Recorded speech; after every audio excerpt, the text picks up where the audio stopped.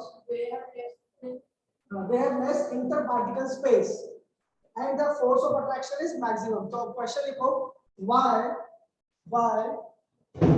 Question क्या है अपना, why sponge being a solid and ऐसे लिख लो, क्या लिखा being a solid, why sponge is compressible despite being a solid. क्या आंसर लिखेंगे, मैं आगे की लाइंस बिकॉज के बाद की बता दूं, बिकॉज एक लाइन छोड़ के, sponge being a solid is compressible because of the pores present on its surface, because of the pores present on its surface which absorb कौन, pores, which absorb, because क्या बोला बेटा, because of the pores present on its surface, इसके surface पे sponge के, it absorbs air from the atmosphere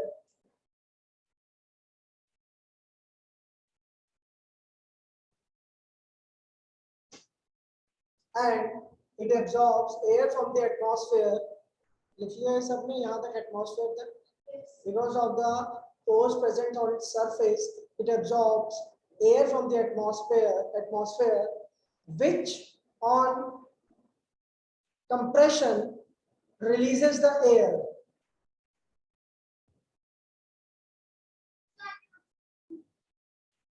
But if we are already talking about compressibility, तो हम उसको compressibility लिख लेते हैं, which on compression releases the air and it gets compressed.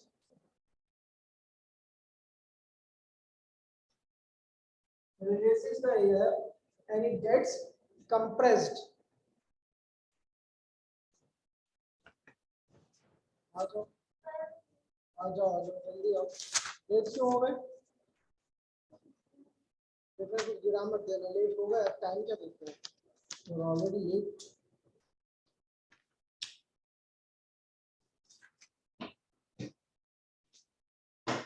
अब अगर क्वेश्चन आए इसी से, अभी अपन कुछ क्वेश्चन डिस्कस करेंगे तब आगे बढ़ेंगे. लिख लिया है सबने? अब नेक्स्ट क्वेश्चन है, जल्दी सेटल हो, क्या नाम है, नाम भूल जाते हैं अभी का. नेक्स्ट क्वेश्चन है कि अभी लिखना नहीं, क्वेश्चन सुन लो पहले. Why liquids do not have fixed shape? क्या लिखेंगे आंसर, बोलो. It has more in comparison to solids. ठीक है प्रियांशु, क्लियर है इसका answer, because it has more interparticle space as compared to solids. तो ये लिखना चाहो तो लिख लो, कि बाद में अगर पूछा जाएगा तो गलत ना हो आंसर. Why liquids have, लिख लो क्वेश्चन, आंसर तुम लोग खुद लिखो. Why liquids do not have a fixed shape? Why liquids do not have a fixed shape? Because they have less interparticle space, or more interparticle space. Liquids do not have a fixed shape because they have more interparticle space, और comparison करें तो solid से ज्यादा है, gases से कम है. They have more interparticle space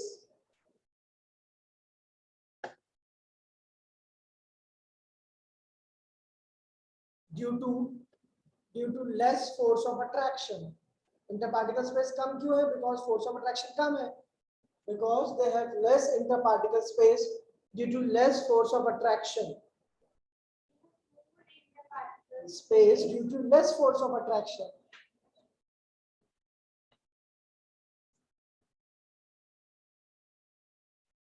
लिख लिया? नेक्स्ट लिखो एक और question. Why liquids have a fixed volume? Why do liquids have fixed volume?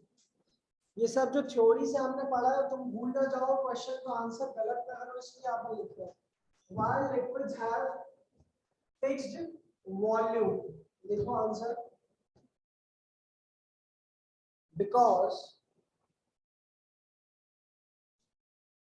एक लाइन छोड़ के बिकॉज लिख लेना, बाकी तुम लिख लेना। Because at a given temperature, भाई लिक्विड का हम अगर नॉर्मल टेम्परेचर पे ही बात कर रहे हैं, यहाँ पर हमने अभी जो भी बात करी थी एक सर्टेन टेम्परेचर पे, उसको बता दो। Why liquids do not have a fixed volume, because at a given temperature the space between the particles,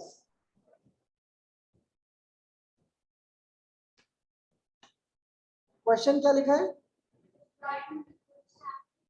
Why do liquids have fixed volume? At a given temperature, the space between the particle is fixed. At a given temperature, the space between the particle is fixed.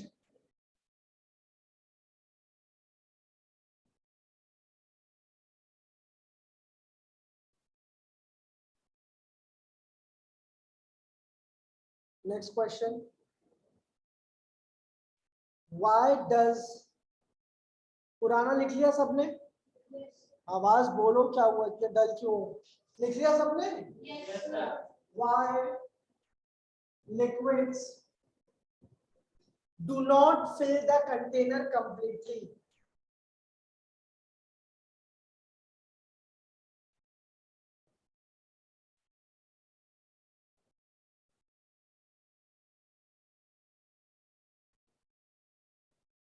Because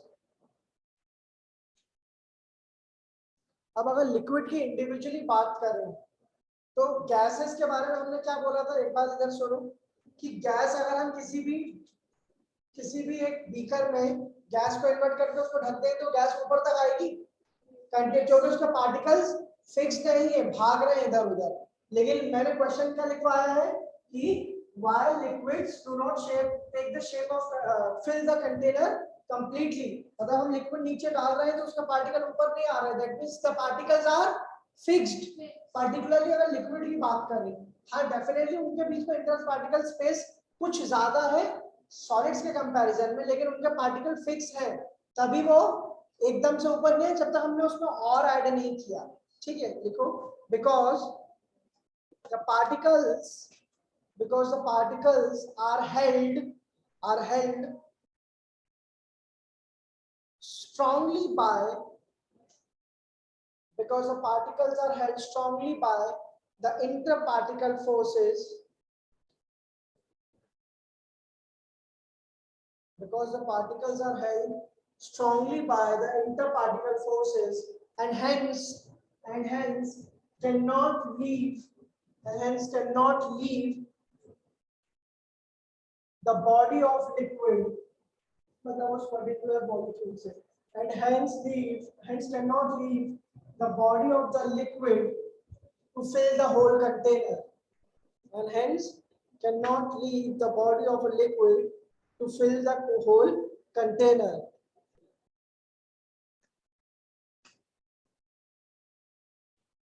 To fill the whole container. अब अगर मैं तुमसे पूछूं, लिखिए to fill the whole container. अब अगर मैं तुमसे पूछूं, अमन लिखिए बेटा, कहां से नहीं लिखा? तो मालूम है क्या लिखना है, ठीक है, कि why gases do not have fixed shape, ये आंसर बताओ। Because space is very more and the force of attraction is less. यही आंसर्स लिखने हैं बार बार, अभी मत लिखो इसको, मतलब ये 2-3 बार लिख लिया तो हमें इस थ्योरी को याद रखना है। स्पेस की वजह से रिजिडिटी, कंप्रेसिबिलिटी और फ्लूइडिटी, विस्कोसिटी। विस्कोसिटी मतलब कि वो लिक्विड और उसके बीच में क्या लिखवाया था, विस्कोसिटी रेजिस्टेंस टू फ्लो। हालांकि विस्कोसिटी की बात ज्यादा तुम्हारी बुक्स में नहीं है, लेकिन हमने पढ़ लिया। अब इस पूरी क्या, एग अंदर का जो पार्ट है उबला हुआ है, हाँ उसका जो यॉक वाला पार्ट है ना, वो तो विस्कस ही है, उसमें व्हाइट पार्ट उतना नहीं है विस्कस, अगर देखोगे तुम गिराओगे तो फ्लो करेगा, बट उसकी स्टिकीनेस के कारण वो भी विस्कस फील होता है, बट वो पार्ट ज्यादा सॉल्यूशन टाइप होता है। एग कौन कौन खाता है? सर दोनों वर्ग नहीं खाते। एग नहीं खाते, नॉन वेज भी नहीं खाते। हम खाते हो? नॉन वेज नहीं खाते। नॉन वेज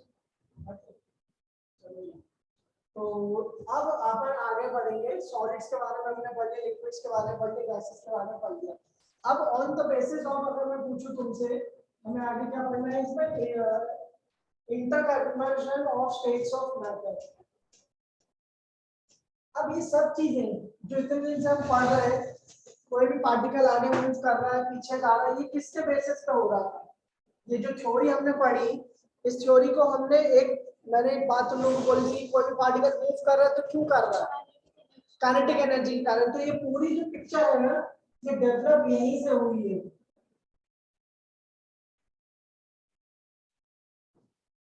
कहां से डेवलप हुई है? काइनेटिक थ्योरी ऑफ गैसेस, जो हायर क्लासेस में, मतलब 11th में तो तुम बहुत डिटेल में पढ़ोगे इसको, हायर क्लासेस में, ठीक है। तो काइनेटिक थ्योरी कहां से निकली है? काइनेटिक एनर्जी से। Kinetic energy is basically energy to move, energy ability of a particle to move. इसका फार्मूला फिजिक्स में पढ़ोगे ये होता है, ठीक है, हाफ एम वी स्क्वायर। इसकी वजह से क्या होता है? पार्टिकल में मोशन। ये बात हमने यहीं से डेवलप करी। अब डेफिनेटली काइनेटिक थ्योरी के हिसाब से अगर हम बात करें, तो हम जो इंटरकन्वर्जन की बात कर रहे हैं, तो खुद जवाब दोगे। मैं कह रहा हूं सॉलिड्स,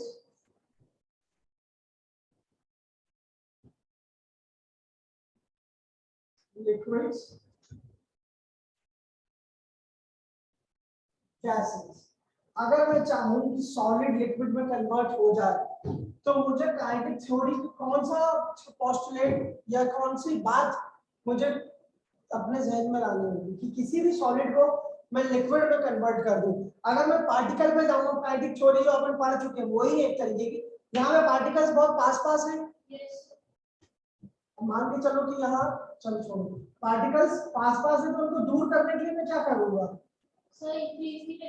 टेम्परेचर बढ़ाऊंगा, हीट बढ़ाऊंगा। मान के चलो अमन और प्रियांशु दोनों बहुत बातें कर रहे हो, पास पास बैठे हुए, अब मुझे इनको करना है दूर, तो मैं दोनों में थपाड़े लगाऊंगा।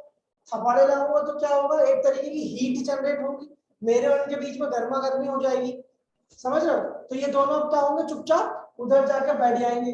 अब मेरा मन नहीं घबरा रहा होगा, मैं कह रहा हूँ तुम यहाँ नहीं क्यों बैठे हो, तो मैं अब और हीट दूंगा, तो ये चला जाएगा बाहर। तो अब जब दो थप्पड़े मारे तो सॉलिड से बना लिक्विड, और जब और थप्पड़े मारेगा और हीट एनर्जी की तो बना लिक्विड। आप मैंने कहा यार बहुत नाइंसाफी कर दी इनके साथ, चलो इनको शाबाशी देता हूँ, चॉकलेट खिलाता हूँ।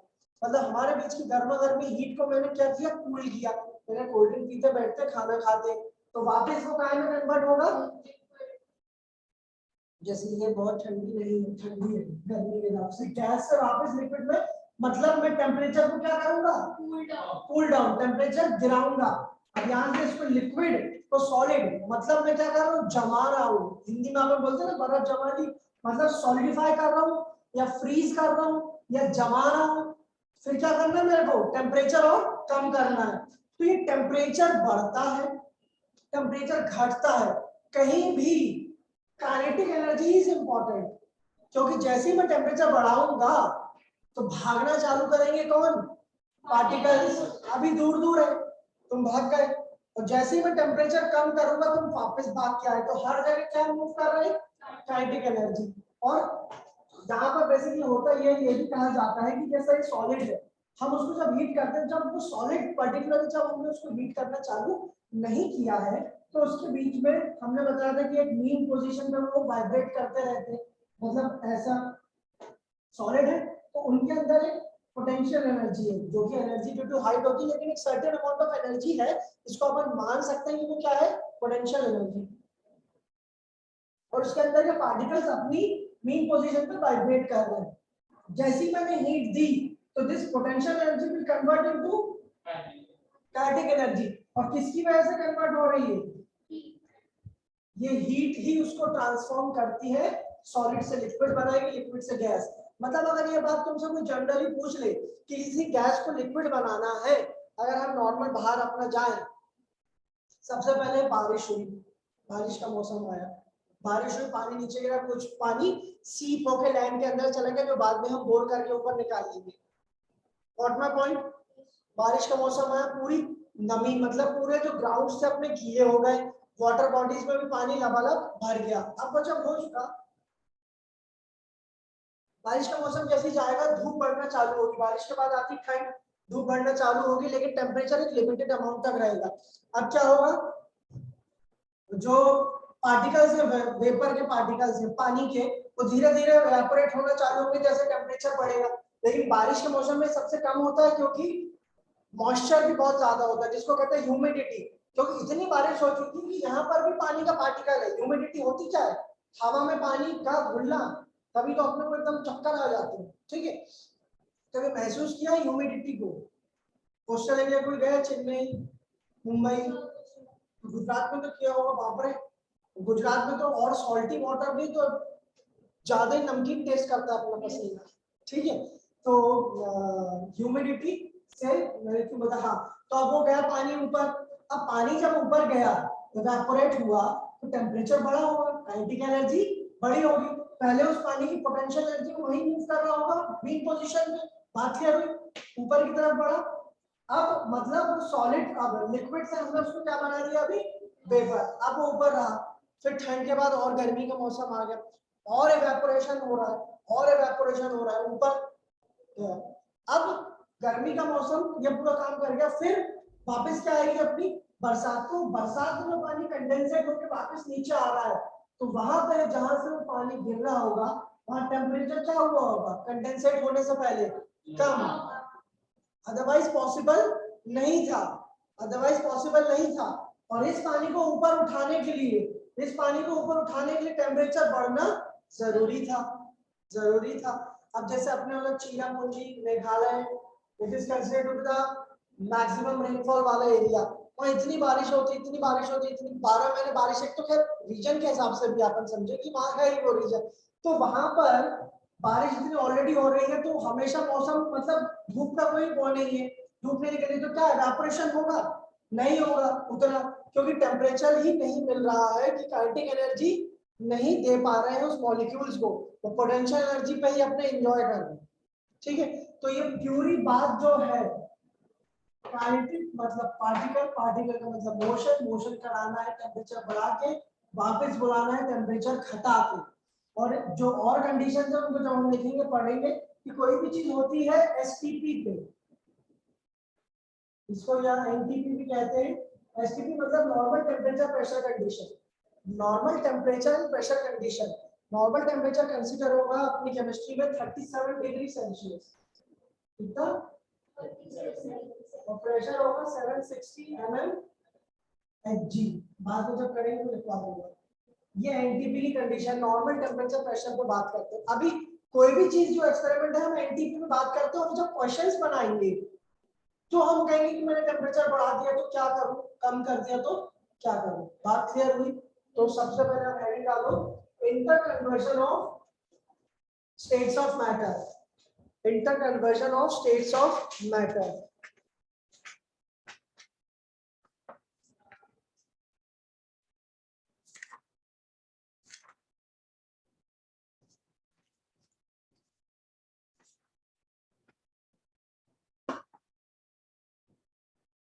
ठीक है, अब सबसे पहले लिखिए हेडिंग। ये बात समझ में आ गई या कुछ लिखी नहीं है, बात लिखी तो नहीं लिखी है? ठीक है, तो इस इंटरकन्वर्जन में हम सबसे पहले पढ़ेंगे सॉलिड से लिक्विड का कन्वर्जन। किसका? फ्रॉम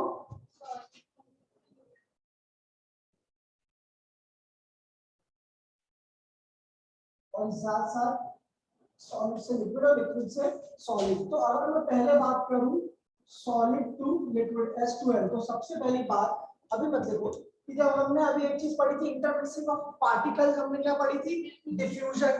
हमने इंटरमिक्सिंग ऑफ पार्टिकल्स क्या बात पढ़ी थी अपन? डिफ्यूजन। अब वो डिफ्यूजन के डी हटा दे तो जब सॉलिड को हीट करा के हम लिक्विड में कन्वर्ट करते हैं by applying certain temperature and at certain pressure, the solid gets converted into liquid. That means its particles have got energy and they are expanding, बढ़ रहे, तभी तो वो लिक्विड बन रहा है। and this process of conversion of solid to liquid is known as fusion. Fusion या melting या लिक्विडिफिकेशन बोल सकते हैं, लिक्विड बना रहे हैं। तो जो वर्ड टेक्निकल वर्ड केमिस्ट्री में एक है फ्यूजन। अब क्वेश्चन किसी भी तरीके से आ सकता है। तो सॉलिड टू लिक्विड कन्वर्ट करने के प्रोसेस को अलग अलग नाम दिया गया। थ्योरी में समझे तो fusion, the conversion of solid to liquid is known as fusion और मेल्टिंग या लिक्विडिफिकेशन। तो पहली हेडिंग डालो, conversion of solid to liquid में फ्यूजन, मेल्टिंग, लिक्विडिफिकेशन, इसके बारे में लिखेंगे। कोई डाउट नहीं? अमन, अमिका, सृष्टि, प्रियांशु, ठीक है, लिखो। इसकी डेफिनेशन से स्टार्ट करेंगे, फिर वो लेटेंट हीट वाली बात पे पहुंचेंगे। देखो बोलो डेफिनेशन। कन्वर्जन वो डालनी थी, inter conversion of solid to liquid. पहले डाल दो conversion of solid to liquid और उसमें डालो फ्यूजन या मेल्टिंग को, मेल्टिंग या लिक्विडिफिकेशन। लिखो डेफिनेशन, द प्रोसेस ऑफ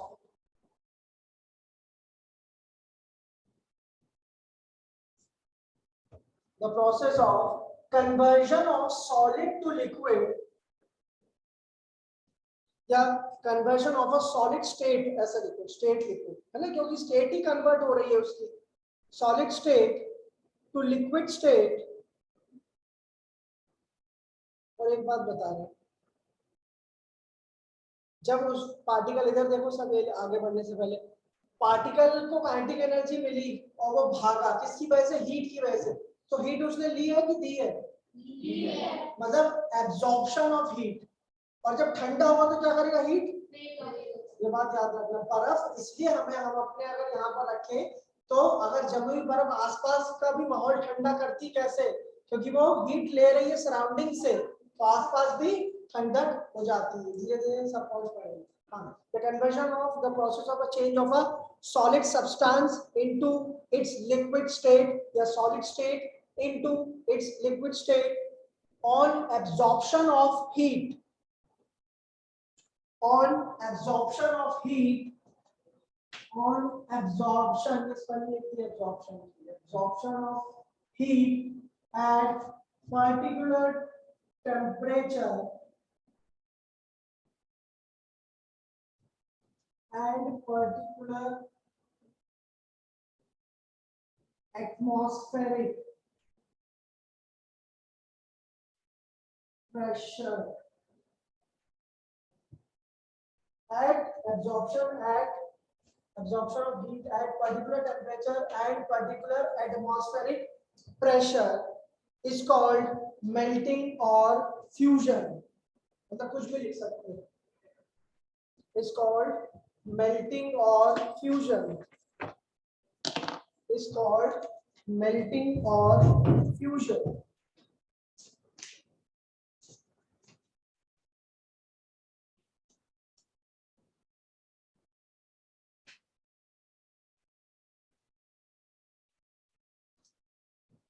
देखिए, हम सॉलिड से लिक्विड वाली बात कर रहे हैं, वो इसके जस्ट ऑपोजिट वर्ड की डेफिनेशन लिख लेंगे। किसकी लिखेंगे वो डेफिनेशन? लिक्विड से सॉलिड। यहाँ कैसे लिख देता हूँ, चाहे तो यहाँ लिख देता हूँ, लिक्विड टू सॉलिड। वापस आ रहे हैं, उसको क्या बोलेंगे? फ्रीजिंग। क्या बोलेंगे? फ्रीजिंग या सॉलिडिफिकेशन। क्या बोलेंगे? फ्रीजिंग या सॉलिडिफिकेशन। फ्रीजिंग या सॉलिडिफिकेशन लिख लो हेडिंग। मैं बोलता हूँ लिक्विड टू सॉलिड वापस आने में फ्रीजिंग या सॉलिडिफिकेशन।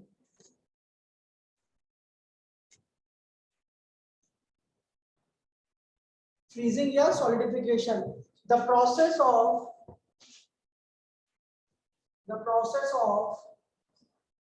conversion of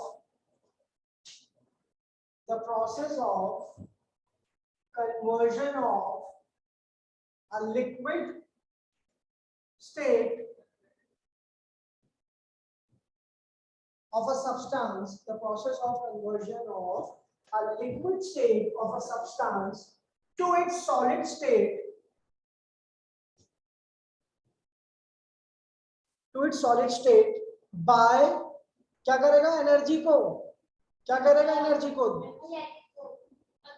देगा, by giving out heat energy, by, समझ में आई ये बात, by giving out heat energy is called freezing या solidification.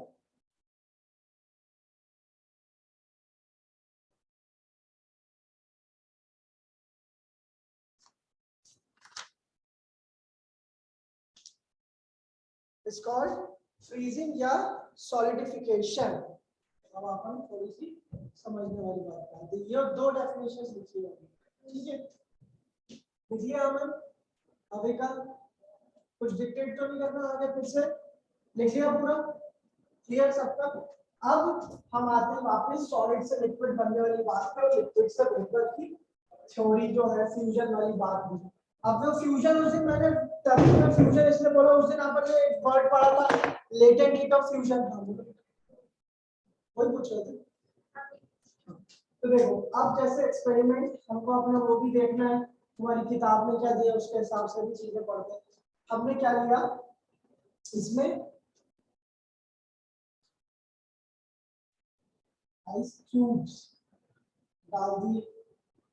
ये बनाना मुझे बचपन से बहुत अच्छा लगता है, क्योंकि मैं बहुत दिनों बाद सीखा था इसको बनाना ऐसे अपनी एज में। और कोई चीज जब हम, एक बात ये याद रखना, जैसे if you are trying something, you are trying to learn something and you are not able to do it, and still you are going after it as many times as you can, your willpower, and the day or the second you will learn that ना, वो जो enthusiasm और जो feel आता है ना, that is irreplaceable।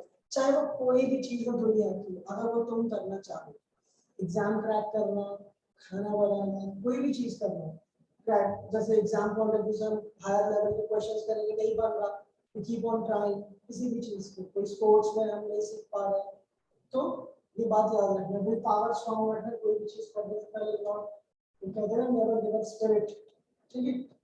तो ice cube है, आइस क्यूब पे हमने एक उसमें रखा, यहाँ पे हमने एक लगाया ऐसा स्टैंड बना के,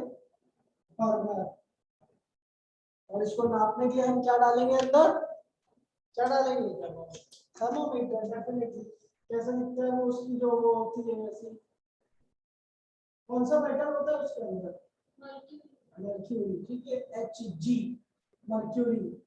तो ये थर्मोमीटर को हम इतना डुबो के रखें कि ये पूरी आइस जो है उसको वो मेजर कर पाए, मतलब उससे उसका जो नीचे पॉइंट हो मेन, जहां से वो मेजर करता है सरफेस पे कांटेक्ट बना के, वो इस के अंदर पानी कुछ भी नहीं मिलाना इसमें, एक बीकर या कोई भी वो ले लिया जो हीट रेजिस्टेंट हो, हीट को एब्जॉर्ब कर रहे लेकिन फटेगा, और नीचे हम क्या लगाएंगे, आग, ठीक है।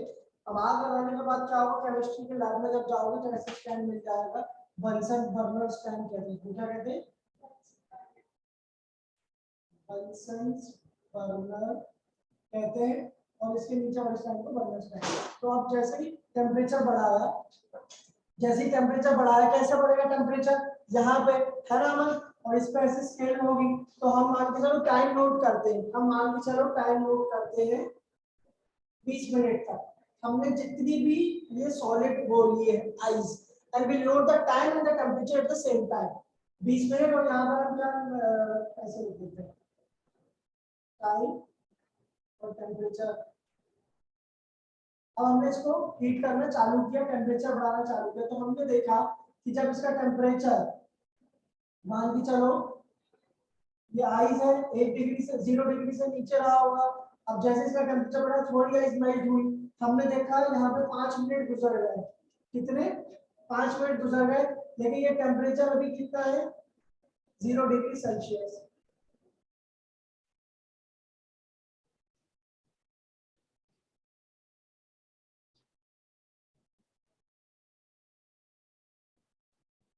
पांच मिनट की रेंज रख लेते हैं,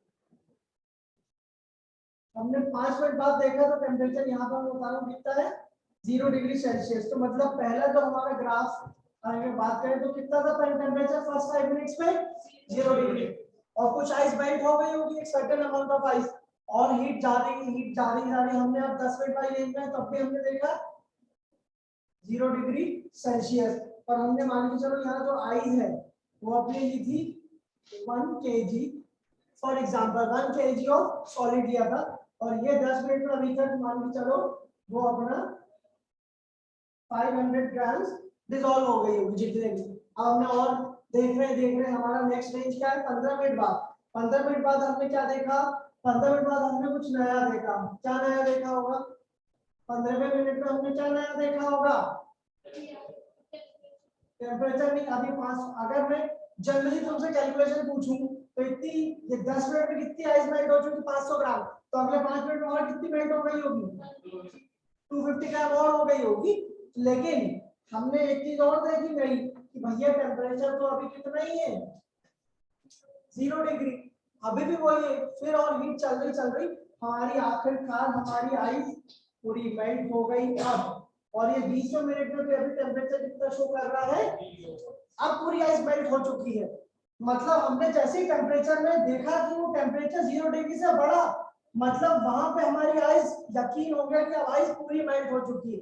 अब और हीट देंगे जैसे ही, तो ये टेम्परेचर लगभग मान के चलो कि पहले कहां पहुंच गया, यहाँ पहुंच गया। मतलब ये कांस्टेंट चला और यहाँ पे आगे टेम्परेचर बढ़ा है। कहां पे, जब ऑल द आइस जो हमने 1 kg, यहाँ हमारी पूरी अब कितनी आइस मेल्ट हो चुकी है अभी तक 1 kg। अगर आइस को बोलूं तो है तो वो क्या बेसिकली सॉलिड।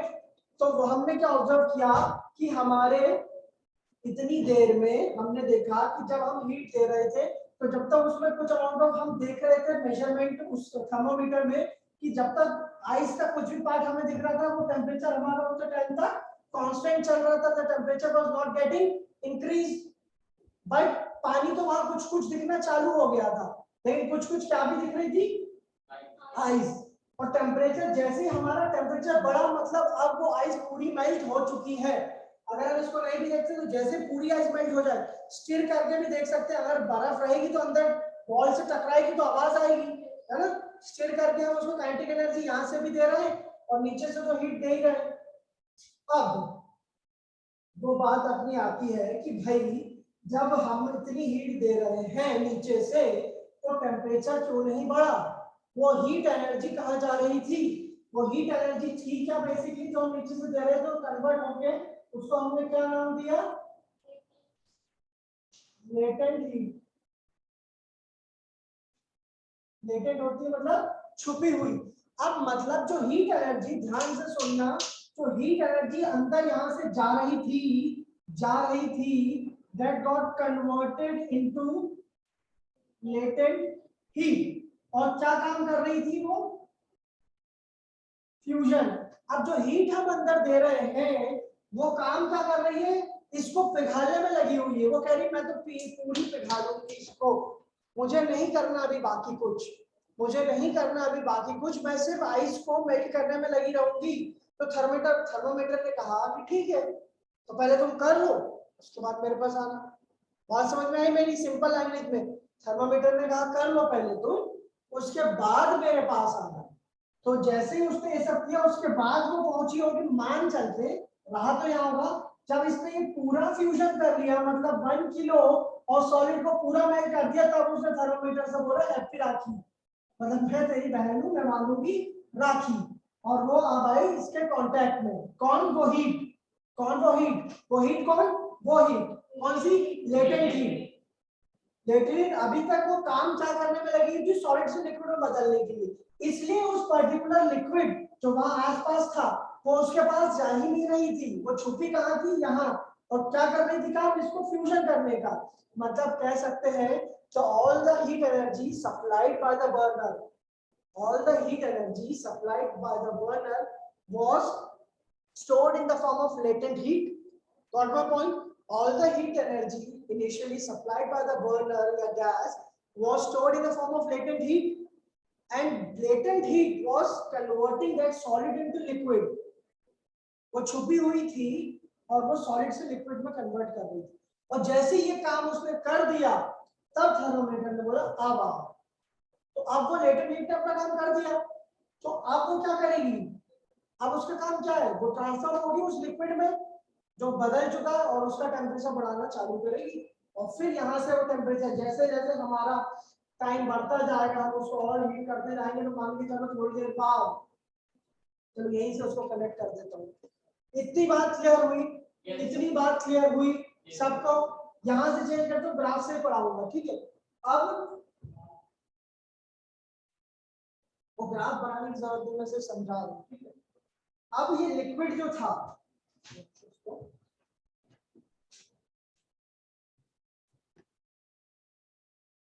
ये लिक्विड जो था, मान के चलो अब ये एक लिक्विड ही था, यहीं से उसको हम आगे बढ़ाएंगे। और ये लिक्विड अब यहाँ पर आके कितना रहा होगा, 1 kg मान सकते हैं, लीटर में नहीं बोल रहा हूँ, बोल रहा हूँ मैं। हमने उसको 1 kg मेल्ट किया था, तो वो कितनी रही होगी मास, 1 kg। और उसमें अभी अब हमने ये मान के चलो ये हमारा क्या है, लिक्विड। अब हमने इसको हीट देना चालू करी, हीट देना हम इसको चालू करेंगे, चालू करेंगे, चालू करेंगे। अब इसमें 2 पॉइंट्स आएंगे, जैसे जैसे हम यहाँ पे टाइम बढ़ता जाएगा, अब रेंज अपन बढ़ा देते हैं, मान के चलो 20 मिनट का, अब हम इसको यहाँ से कर देते हैं 40 मिनट, 60 मिनट, 80 मिनट और 100 मिनट। ये मैं सिर्फ समझाने के लिए बोल रहा हूँ, ठीक है। और यहाँ से टेम्परेचर भी इधर बढ़ता जाएगा, टेम्परेचर की रेंज को बढ़ा देते हैं, ठीक है। अब मैं इसके लिए लिखूंगा यहाँ पे, ठीक है।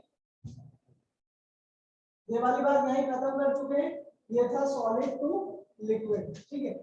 अब टेम्परेचर की रेंज अपन बढ़ा देते हैं, 0 डिग्री तो अपना खत्म हो चुका, अब तो आगे बढ़ गए, तो अपन कर देते हैं 10 डिग्री, फिर कर देते हैं ऐसे कर देते हैं, यहाँ से यहाँ कर देते हैं 25, 50, 75 और 100 डिग्री, ठीक है।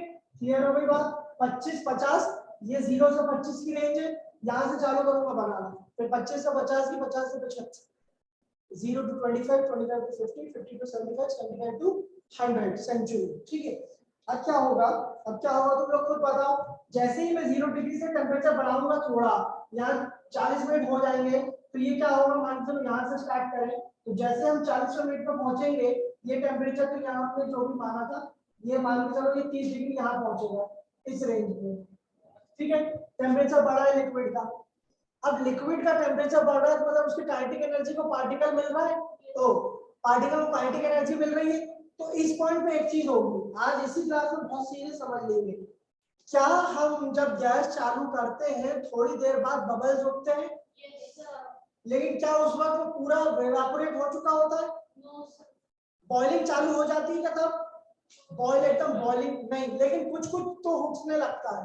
तो मान के चलकर मैं यहाँ कहता हूँ कि इस पॉइंट पे जब हम 25-50 डिग्री में पहुंचे, तो यहाँ थोड़ा सा इवेपोरेट हुआ, क्या वो लिक्विड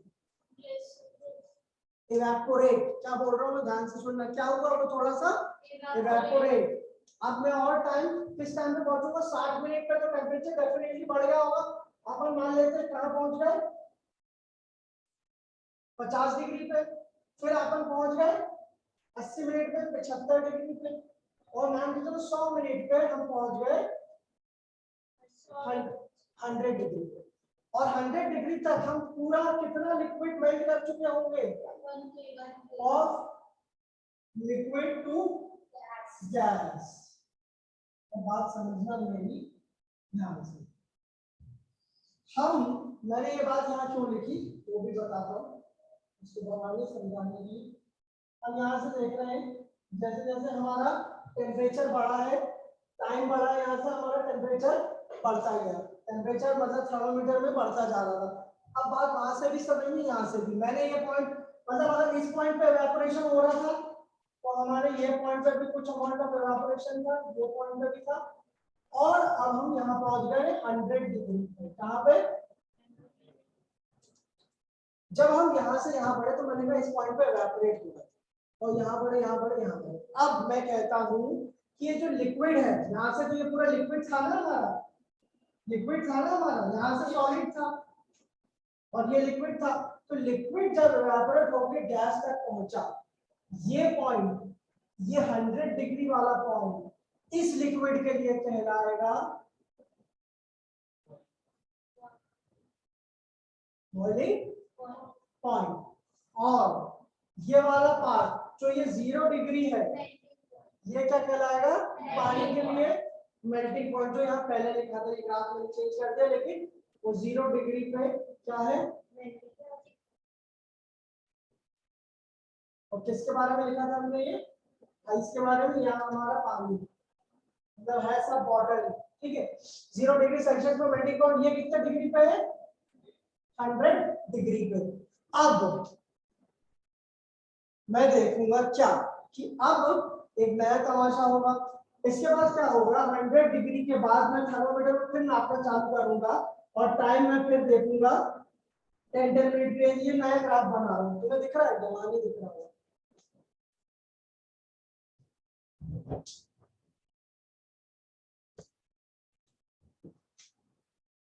ठीक है, ये बना दिया आपने। 10 मिनट 30। अब यहाँ पर किस टेम्परेचर पे? 100 डिग्री पे पहुंच गए।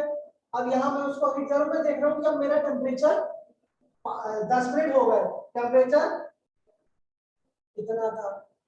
और अभी अपना मान के चलो वो जो लिक्विड है वो कुछ मौजूद है वहां। 100 डिग्री के बाद भी मान के चलो अभी 1 kg ना हुआ, 900 ग्राम हुआ था, ठीक है। अब मैंने देखा कि 900 ग्राम था, इस पे अभी ये 100 डिग्री सेल्सियस भी रहा और वो 20 ग्राम और घुल गया, तो अब हो गया 920 घुल गया। यहां तक पहुंचे, मान के चलो 950 ग्राम घुल गया। फिर हम पहुंचे 990 पे। तो अभी भी मैं देख रहा हूँ कि अब वो 100 डिग्री टेम्परेचर के बाद यहाँ पे टेम्परेचर क्या चल रहा है? पूरा कांस्टेंट। क्या चल रहा है? कांस्टेंट। तो अब घपला है कि ये क्या हो रहा है भैया। पहले हमने देखा 0 डिग्री पे हो रहा था, ये 0 डिग्री पे हो रहा था, और अब हम देख रहे हैं कि जब हमने उसका बॉइलिंग पॉइंट मतलब 100 डिग्री टेम्परेचर पे हम जब पहुंच गए तो उसके बाद कुछ कुछ तो वहां से लिक्विड गायब होता दिख रहा है, लेकिन टेम्परेचर नहीं बढ़ रहा। और 100 डिग्री पे पहुंच चुके। 100 डिग्री समझते हो? मतलब तंदूर, ठीक है। तो 30 डिग्री पे भी यही देखने को मिला। अब फाइनली हमने देखा कि यहाँ पे हम जैसे थोड़े बाद हमने देखा, तो हमने देखा कि वो टेम्परेचर क्या हो गया? बढ़ गया। तो जैसे ही हमने देखा वो टेम्परेचर बढ़ गया, मतलब हम जैसे नीचे देखेंगे तो वो क्या हो चुका होगा? पूरा लिक्विड क्या बन चुका होगा? गैस। और ये पॉइंट जहां पे लिक्विड गैस बन जाए वही है उसका बॉइलिंग पॉइंट। वहां मतलब 100 डिग्री है उसका। अब प्रश्न फिर से ये उठता है, the question arises once again then that what happened when the temperature raised up to 100 degrees Celsius at a certain point and still after that the temperature was not rising in the thermometer। वो heat कहाँ जा रही थी? Evaporate करने के लिए। तो अब एक और हीट आई, कौन सी? Latent heat of vaporization। ये हीट, वो हीट लिक्विड सॉलिड को लिक्विड में कन्वर्ट करने में लगी हुई थी। और ये जब 100 डिग्री में पहुंच गया तो 100 डिग्री में पहुंचने के बाद जितना पानी बचा था, अब उसने बोला, किसने? उस लेटेंट हीट ने, कि जब तक मैं इस पूरे पानी को गैस नहीं बना दूंगी मैं थर्मोमीटर अब से बात नहीं करूंगी। मैं हैप्पी राखी पूरा ये 1 kg लिक्विड को कन्वर्ट कराने के बाद ही दम लूंगी। तो जैसे ही ये पूरा लिक्विड वेपर बन के उड़ेगा वैसे ही वहां पे टेम्परेचर बढ़ेगा, ठीक है। तो बॉइलिंग पॉइंट में क्या? Latent of vaporisation. Boiling point क्या हो गया? 100 डिग्री सेल्सियस। वो point boiling point, the point eight which liquid starts getting converted into its vapour form. लेकिन मैंने यहां लिखा था इवेपोरेशन। इवेपोरेशन भी तो वेपर बन रहे थे, लेकिन यहाँ का पूरा मेल्ट हो गया था और पूरा वेपर बन गया था क्या? देखो इधर नीचे। नहीं, मतलब इवेपोरेशन किस पॉइंट से पहले हो सकता है? लेकिन बॉइलिंग पॉइंट के लिए जो मिनिमम टेम्परेचर चाहिए वो कितना चाहिए? मतलब इवेपोरेशन तो 90 पे भी चल रहा है, 20 पे भी चल रहा है, 30 पे भी चल रहा है। लेकिन बॉइलिंग पॉइंट, तो बॉइलिंग पॉइंट की डेफिनेशन होगी जैसे मेल्टिंग पॉइंट की है। भाई लिक्विड मेल्ट तो यहाँ हो रहा था, लेकिन पूरा मेल्ट हुआ, उसी को बोला melting point. the point at which the 1 kilo of solid completely gets converted into liquid at normal temperature and pressure at its melting point. At its melting point. तो वो जो आइस है उसका मेल्टिंग पॉइंट क्या है 0 degree और जमती भी कहाँ पे है वो 0 डिग्री पे. बॉइलिंग पॉइंट गैस की बात करूं तो वो 100 डिग्री से नीचे थोड़े 100 डिग्री पे लिक्विड भी है और 100 डिग्री पे गैस भी है. तो ये दोनों का कारण क्या है कौन सी हीट ये दोनों पॉइंट. क्वेश्चन बन सकता है ना कि एक बात बताओ कि लिक्विड वाटर solid अपनी ice is a solid and water is a liquid and they both are at the same temperature. मतलब उसको कैसे बोले अभी जो मैंने पूछा था कि they both are in different states. एक solid है liquid है लेकिन टेम्परेचर सेम है 0 degree. Melting point solid ice का तो किसकी वजह से because of that latent heat क्योंकि उसने उसको कन्वर्ट किया फिर ही वो आगे बढ़ा और वहां पर भी यही हुआ. तो ये बातें समझ में आई हमने हमको डाउट समझ में आई ग्राफ से जो हमने समझा समझ में आया हाँ या ना थोड़ी सी हाई लेवल था समझ में आया. अब अपन इसके बाद लिखेंगे पहले melting point definition.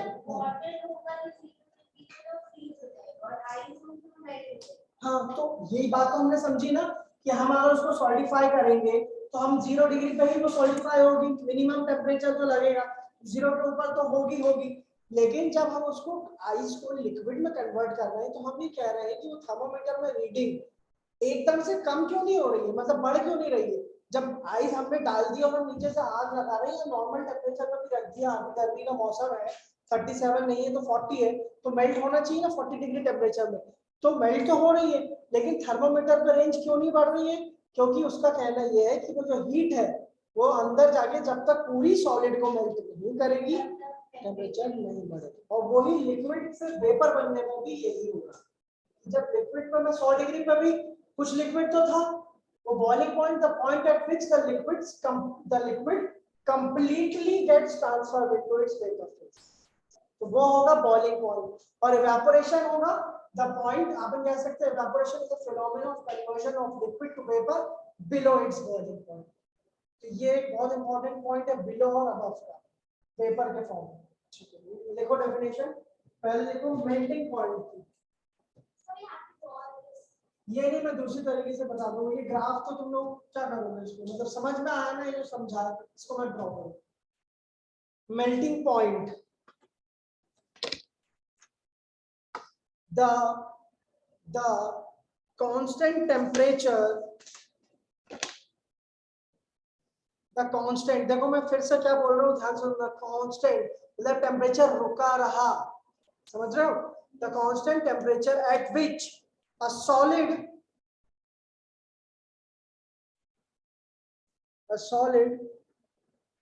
changes into liquid state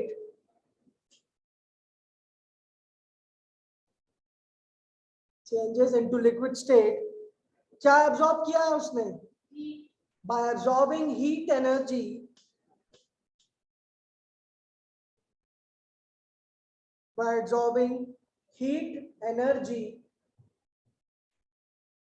at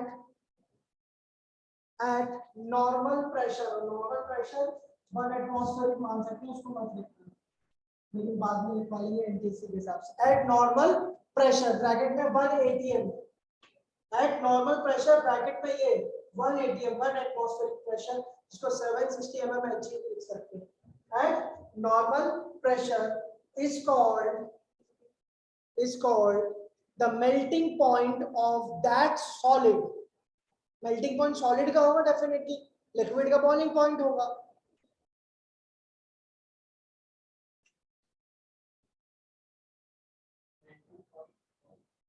that solid. इसके बाद देखो बॉइलिंग पॉइंट. नो बॉइलिंग लिख लिया. अभी इससे पहले और कौन सी डेफिनेशन लिखी. हाँ तो इसके बाद डेफिनेशन लिखो फ्रीजिंग पॉइंट. हम फ्यूजन और लेटेंट हीट ऑफ फ्यूजन उसके साथ लिखेंगे बॉइलिंग पॉइंट लेकिन मैंने समझा अभी दिया है. Freezing point the constant temperature, अब जब वो लिक्विड वापस भी अगर हम उसको बर्फ जमाएंगे, तो अगर हम बर्फ के अंदर, अभी बात सुनना, एक मिनट सुनना बस, हम बर्फ अभी जो सॉलिड से लिक्विड किया तो टेम्परेचर चेंज नहीं हुआ थर्मामीटर में, क्योंकि लेटेंट हीट थी। तो जब उसको हम वापस कन्वर्ट करेंगे तब भी तो लेटेंट हीट रहेगी ना, उसको जब हीट करना चालू करेंगे, फ्रीज कर रहे हैं, तो क्या तुरंत हम जब जैसे हमने बर्फ रखी, पानी रखा, तो तुरंत तो नहीं जमेगी, लेकिन फ्रीजिंग तो 0 डिग्री तो दे दिया ना हमने उसको, तो फ्रीजिंग तो चालू हो गई। तो जब तक वो पूरा ना कन्वर्ट होगा, समझ लो बात, तब तक वो एनर्जी देता रहेगा, तो वो 0 डिग्री रहेगा। ठीक है, लिखो, the point eight which the constant temperature at which a liquid changes into solid, the constant temperature at which a liquid changes into solid, the constant temperature at which liquid changes into solid by giving out heat energy, ये बात भी clear है, बर्फ जमाने के लिए heat energy देनी पड़ेगी, by giving out heat energy at 1 atmospheric pressure at 1 atm, by giving out heat energy at 1 atmospheric pressure is called the freezing point of that liquid. By giving out heat energy at 1 atm, यानी कि 1 atmospheric pressure is called the freezing point of that liquid.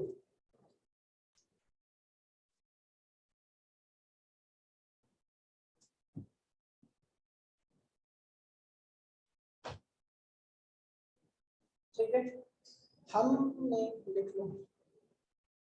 लिख लिया सबने?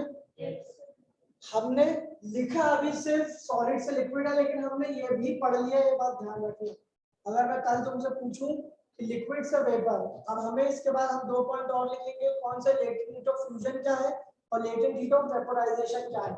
अब मैं तुमसे एक बात अगर पूछूं, तो मैंने 1 किलो बर्फ ली थी, 1 किलो सॉलिड लिया था, 1 किलो सॉलिड को हमने कन्वर्ट किया था लिक्विड में, ये हमने चालू किया था 0 डिग्री टेम्परेचर पे, लेकिन टेम्परेचर जहां बढ़ा उससे पहले वो टेम्परेचर की हीट, वो हीट कहां जा रही थी, लेटेंट हीट के पास, आइस को कन्वर्ट करने में।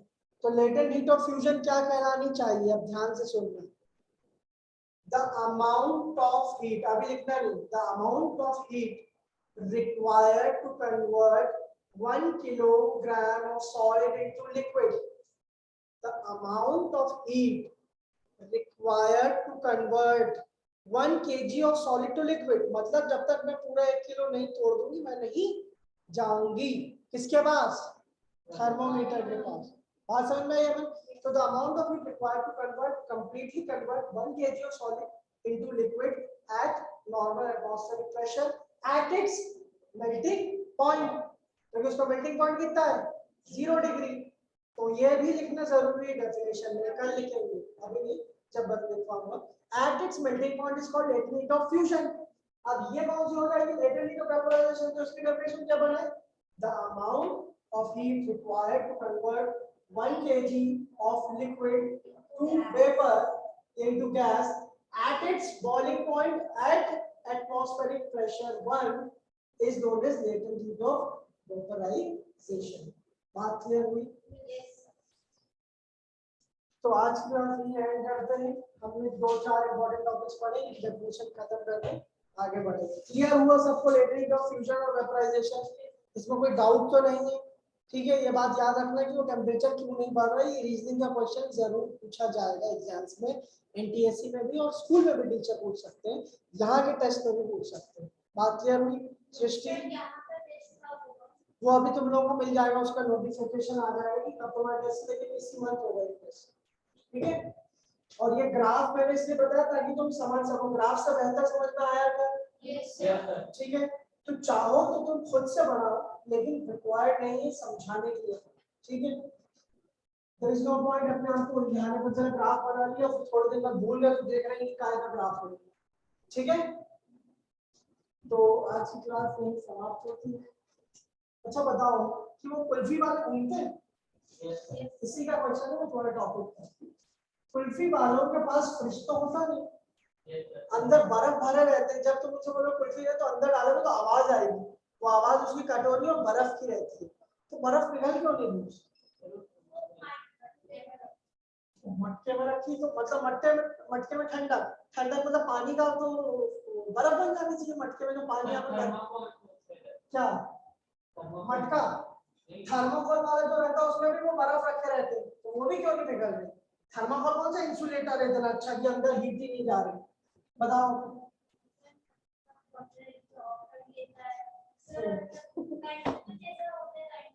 सोचो, अच्छा आज अगर कोई कुल्फी वाला दिखे तो उससे पूछना, वही तो आंसर दे देगा कि मैंने इसमें क्या कांड किया है, कुछ नहीं उसमें कांड किया है, नहीं मांगेगा, कुल्फी और खिला देगा फ्री में। आप उस तुम बोल दे रहे कि वाह आप तो भैया साइंस के स्टूडेंट हो। देखो क्या होता है, कोई भी चीज सॉलिड मतलब उसके टेम्परेचर को मेंटेन करने के लिए उसमें कुछ इम्प्योरिटी मिला देगा कि उसका टेम्परेचर, मतलब अगर हम आइस की बात करें ना तो उसका जो फ्रीजिंग पॉइंट कितना है,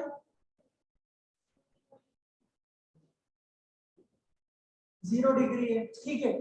लेकिन अगर हम उस प्योर, ये प्योर आइस है, ये प्योर आइस है, तो हम उसमें क्या मिला दे, कोई इम्प्योरिटी और मिलाए, कोई ऐसी इम्प्योरिटी जिससे हम उसका फ्रीजिंग, उसका मेल्टिंग पॉइंट कितना कर दे, लगभग इतना, मतलब -15 तक जाए तब वो आइस पिघले, धीरे धीरे तो पिघलेगी। तुमको पता क्या करते हैं, अच्छा उसका भी तुम्हें आंसर पता होगा, जब तुम कुल्फी खाते हो कभी कभी लेके खाइए, किस किस ने, मटके वाली, ये ठेले वालों से लेके किसने खाई है, हाँ या ना, नहीं खाई। Any time have you ever absorb ever observe कि नीचे कुछ सॉल्टी लगा, सच बोलो थप्पड़ लगा, वो इस आइस में नमक मिलाता है, वो नमक उस बर्फ को पिघलने में देरी करती है, मतलब उसका मेल्टिंग पॉइंट को यहाँ तक ले जाती है, तो टाइम लगता है बर्फ को पिघलने में, और इतने टाइम वो बेचता रहता है, आइसक्रीम जमी हुई रहती, टेम्परेचर मेंटेन रहता है 0 डिग्री से नीचे, तो पिघलने की तो प्रोबेबिलिटी कम हो गई, मिल्क से बनी हुई आइसक्रीम है, तो वो थोड़ा थोड़ा उसका नमक लिक्विड में चढ़ के एब्जॉर्ब होता रहता है उसमें, इसलिए वो टेस्ट आता है। वो आइसक्रीम में नमक नहीं मिलाता, वो मिलाता था किसमें, बर्फ में, जिसका टेस्ट हमें उससे मिल जाता है, ठीक है। तो वो उसको इम्प्योर कर देते हैं, किसको, बर्फ को, NaCl मिला के, नमक। क्लियर हुई सृष्टि, कोई डाउट? चलो नेक्स्ट क्लास में,